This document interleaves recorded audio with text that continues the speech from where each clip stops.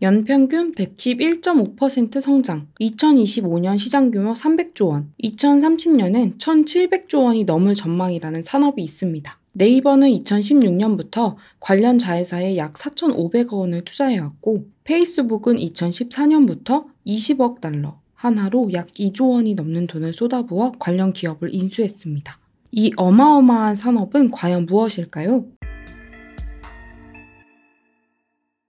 바로 메타버스입니다. 지금 그 누구보다 메타버스의 진심인 것으로 알려진 페이스북 CEO 마크 저커버그는 메타버스가 인터넷을 대체할 것이라고 말합니다. 또한 많은 전문가들이 지금의 PC, 모바일 자리를 메타버스가 이을 것이라고 전망하는데요. 메타버스란 가상, 초월을 뜻하는 메타와 우주를 뜻하는 유니버스의 합성으로 현실과 비현실이 공존하는 가상세계를 뜻합니다.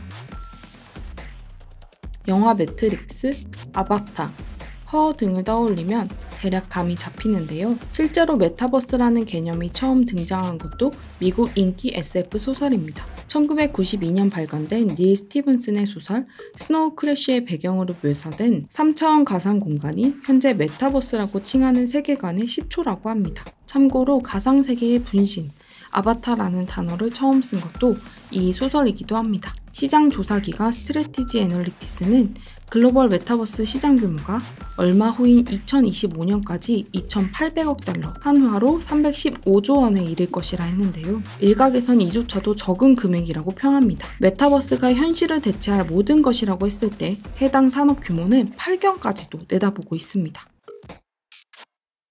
솔직히 아무리 들어도 그냥 가상세계인 것 같은데 왜 이렇게 어렵게 느껴질까요? 메타버스를 조금 더 구체적으로 나눠보면 이해가 갑니다. 비영리 기술 연구단체 ASF는 메타버스를 그 속성에 따라 크게 4가지 범주로 분류했습니다. AR이란 말이 더 익숙한 증강현실은 1900년경 처음 등장한 가장 역사가 오래된 개념입니다. 현실 공간에 2D 또는 3D로 표현되는 가상의 물체를 겹쳐 보이게 하면서 상호작용하는 환경을 의미하는데 한마디로 포켓몬고가 구축한 세계입니다. 현실에 가상 캐릭터를 입힌다는 말이죠. 라이프 로깅은 블로그, 브이로그와 같은 개념입니다. 일지, 기록하다 라는 로그라는 단어의 뜻 그대로 SNS 등을 통해서 건강, 취미, 소비, 위치 정보 등 일상의 모든 것을 기록하고 공유하는 행위를 가리키죠. SNS 일상 공유를 뭐 이렇게까지 거창하게 말할까 싶지만 사실 SNS를 통해 사회적 자아, 즉 남에게 보이고 싶은 나의 이미지, 캐릭터를 만들어낸다는 점에서 메타버스의 한 부분을 맡고 있다고 할 수 있습니다. 과거 싸이월드가 구축한 세계관이 여기에 해당한다고 할 수 있습니다. 거울에 비친 세계, 미러월드는 실제 세계를 가능한 사실적으로 있는 그대로 반영하되 정보적으로 확장된 가상세계를 말합니다. 대표적인 예로 구글 어스를 들곤 하는데요. 세계 전역의 위성사진을 모아 현실 세계의 모습을 그대로 보여줍니다. 내가 보고 있는 것보다 확장된 정보를 가상세계를 통해 열람함으로써 역으로 현실 세계에 대한 정보를 얻는 것이죠. 가상세계는 더 설명할 필요도 없는 우리에게 가장 친숙한 메타버스라고 할 수 있습니다. 게임, 만화, 영화 등등 상상하는 모든 것이 가능하고 한계가 없는 세상입니다. 아바타, 이모지 등 본인을 대변하는 가상의 캐릭터를 통해서만 접속할 수 있는 현실에 존재하지 않는 세컨드 라이프, 말 그대로 가상의 세계를 가리킵니다. 엔게의 자아, 멀티페르소나, 부캐 유니버스 등의 개념이 속하는 영역이죠. 한마디로 메타버스는 그동안 우리가 경험했고 또 앞으로 마주할 모든 가상의 것들, 사이버, 디지털, 언택트, 온라인, 가상세계, AR, VR 등의 개념을 포괄하는 가장 상위 개념의 세계라고 할 수 있겠습니다.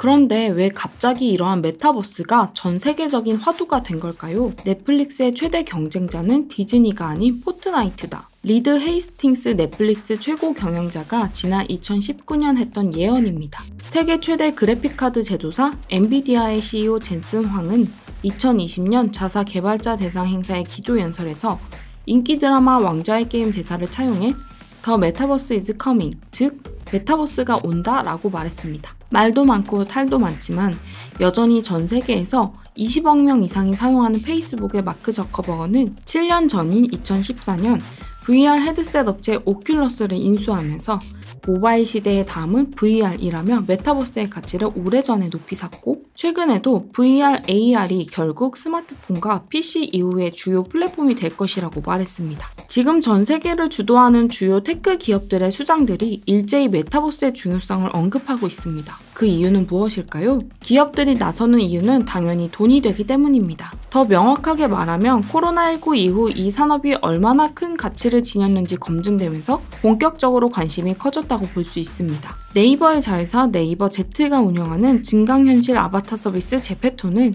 2018년 전 세계 165개국에 출시한 이후 적자를 이어가다가 최근 누적 이용자 2억 명을 넘어섰습니다. 이들이 제페토에서 뭘 하냐고요? 엔터테인먼트를 즐기고 있습니다. YG 엔터테인먼트의 블랙핑크가 최근 제페토 세상에서 가상 팬사인회를 열었는데 전 세계에서 4,600만 명 이상이 참여해 이슈가 되었습니다. 미국 초딩들이 유튜브보다 많이 한다는 가상 게임 플랫폼 로블록스는 메타버스 시대의 가장 뜨거운 플랫폼으로 주목받으며 나스닥에 입성했습니다. 로블록스 신드롬은 실로 어마어마한데요. 미국의 16세 미만 어린이와 청소년 중에서 약 55%는 로블록스에 가입돼 있고, 이들은 유튜브보다 2.5배 많은 시간을 로블록스에서 보내고 10대 중 52%는 현실 친구보다 로블록스 내 관계에서 더 많은 시간을 보낸다고 합니다. 유튜브는 될 것도 아닌 것이 앱 분석업체 센서타워에 따르면 지난해 미국의 10대들은 하루에 156분씩 로블록스를 이용한다는데요. 유튜브는 3분의 1 수준이 54분에 그쳤고, 인스타그램 이용 시간은 35분,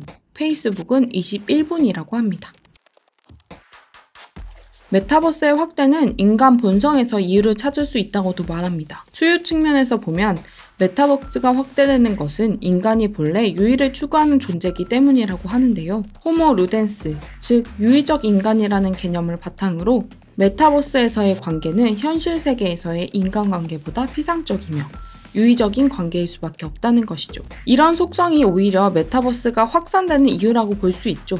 실제로 스마트폰 앱 다운로드 상위권은 게임, SNS, 동영상 시청 플랫폼 등 즐길거리를 제공하는 서비스가 차지하고 있는 것도 유의를 추구하는 이유 중 하나라고 볼 수 있습니다. 공급 측면에서 보면 인간의 유의를 다루는 산업들이 코로나19 이후 언택트 서비스를 확장하면서 메타버스 세계관이 확대된 것으로 볼 수 있습니다. 국내 대표 엔터테인먼트 기업들은 코로나19로 공연 활동이 부재한 와중에 온라인 콘서트, 제페토 등을 통해 AR, VR 등 기술적으로 보다 고차원적인 창작 활동을 하면서 메타버스 이용자를 흡입할 수 있음을 보여주었습니다.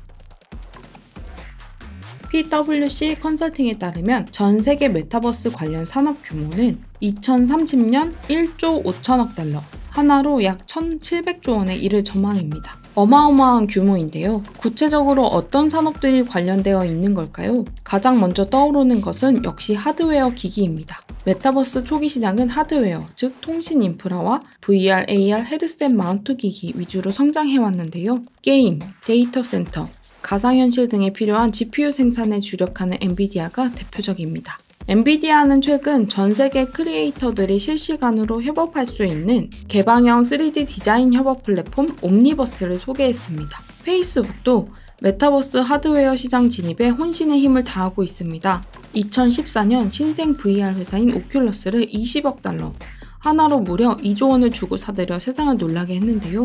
특히 페이스북은 호라이즌이라는 가상세계 플랫폼을 오픈해 아바타를 통해 자신만의 세계를 구축하고 다른 이용자와 소통하는 플랫폼인 메타버스를 구현했습니다. 이를 통해 다시 한번 페이스북이 중심이 되는 세상을 꿈꾸고 있죠. 그 외에도 마이크로소프트의 홀로렌즈, 구글, 소니, 애플, 삼성 등이 후발주자로 VR, AR 하드웨어 기기 시장에 뛰어들고 있습니다. 소프트웨어 측면에서는 어떤 산업과 기업이 뜨고 있을까요? 이미 나타난 흐름처럼 우선 엔터테인먼트, 게임 산업이 두각을 보이고 있습니다. 특히 중국의 카카오라고 불리는 텐센트의 행보가 눈부신데요. 텐센트는 메타버스 관련 유망 기업들을 대거 사들여 2020년 말 기준 텐센트가 투자한 기업은 1,200개이며 이 중 상장사는 100여 개에 달하는데, 인수한 기업들의 분야를 보면 소프트웨어 플랫폼, 게임, 미디어, SNS, VR, AR 등 메타버스와 관련된 모든 분야의 기업이 포함되어 있습니다. 대표적인 사례로 글로벌 인기게임 포트나이트를 개발한 에픽게임즈가 있는데요. 포트나이트는 트래비스 스콧 같은 유명 가수가 콘서트를 진행할 정도로 주목받는 가상 공간으로 텐센트는 2013년 이 회사의 지분 48.4%를 확보했습니다. 엔터, 게임뿐만 아니라 오피스 시장에도 메타버스가 도입되었습니다. 미국 스타트업 게더가 만든 메타버스 플랫폼 게더타운이 대표적인 사례인데요. 실리콘밸리에 있는 IT 기업과 국내 부동산 중개 플랫폼 직방이 재택근무에 활용하고 있습니다. 이처럼 메타버스 관련 소프트웨어 서비스가 초기에는 게임 엔터가 주도하는 소통 놀이 창구였다면 앞으로는 정치, 경제, 사회, 문화 등 보다 다양한 분야에서 폭넓게 활용될 전망입니다. 우리나라에서 메타버스 관련 서비스로 대표적인 것은 단연 네이버입니다. 네이버는 자회사 네이버 Z를 통해 제페토 서비스를 전 세계적으로 알리는 데 성공했고 제페토와 엔터테인먼트 비즈니스를 결합하여 킬러 콘텐츠를 생산하는 데 주력하고 있습니다. 네이버 Z의 상장을 약속하며 하이브, YG, JYP 등 3대 엔터사로부터 초기 투자금 170억 원을 확보하여 혈맹을 다져두었고 특히 하이브의 자체 팬 플랫폼 위버스와 합작하여 독점 엔터테인먼트 콘텐츠를 확보했습니다. 이에 질세라 카카오도 국내 대표 게임사 NC소프트의 K-POP 엔터테인먼트 플랫폼 유니버스와 플랫폼 연동을 시작했는데요. 전 세계 2억 명의 사용자를 확보한 제페토, BTS 연합과 필적하는 서비스를 내놓을 수 있을지 업계에서는 주목하고 있습니다. 그 외에 메타버스 세계관이 통하는 길이라고 할 수 있는 5G 통신을 담당하는 통신 3사 등이 직접 메타버스 서비스를 기획하는 움직임들을 보이고 있습니다.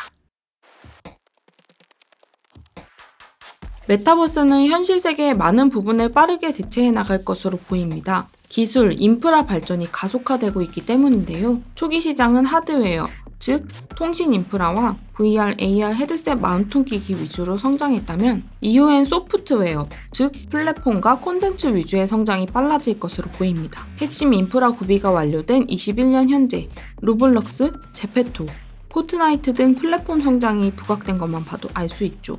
특히 메타버스 산업은 향후 플랫폼보다는 콘텐츠의 비중에 그 무게가 실릴 것이란 전망입니다. 그릇보다는 내용이 중요하단 것이겠죠. 엔터테인먼트 외에도 웹툰, 웹소설, 드라마 등의 지식재산권을 활용한 메가 콘텐츠들이 메타버스 안에서 재창조되지 않을까 싶습니다. 메타버스가 중심이 되는 세상은 생각보다 머지 않았습니다. 내후년인 2023년이면 대중화가 본격화될 것이라 하고 세계 스마트폰 출하량이 현재 3억 대 정도임을 고려했을 때 2023년 7,600만 대 정도 보급될 것이 예상되는 메타버스 기기 보급 속도 역시 굉장히 빠르다고 합니다. 10년 전 반도체, 삼성전자를 선점했으면 어땠을까 하는 심정이 투자자라면 지금 바로 메타버스 그리고 그 시장을 선도할 플레이어가 어떤 기업일지 주목해보는 건 어떨까요?